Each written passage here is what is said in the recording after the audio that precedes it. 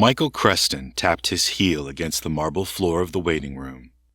Squirming, he stopped himself and forced a veneer of calm. Wearing a neatly pressed button-down of palest blue, olive-green slacks, and a close-fitted sports coat, he'd borrowed a pair of brown leather brogues with green wingtips just for this. He looked as perfect and professional as he could. He was waiting on the 7th floor of the Chicago Council Building for a job interview. The ad in the Alter Times was for an executive assistant/ASL interpreter, and while Michael barely knew what a spreadsheet was, he'd majored in ASL translation in college. And at 22 years old, he was also flat broke.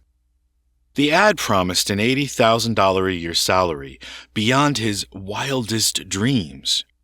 He knew his chances were slim, especially with his non-existent office experience, but he was determined to give it a shot. There was a single door with a nameplate reading Vidar Harbordson, Special Counselor and International Liaison. In front there were 2 desks to either side. One sat empty while the other contained a surly Mrs. Svensson, a severe woman in her late 60s who had not so much as offered Michael a glass of water or a magazine.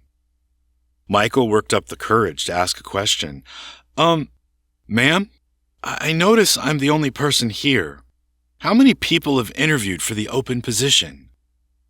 Mrs. Svensson looked directly at him, her lips pursed as if she'd just eaten a lemon. "None. Most folks are too frightened of Mr. Harbordson to want to work for him. Of course, his reputation is nonsense." Michael hadn't known about any reputation. "I assure you he's a sweet man," she continued.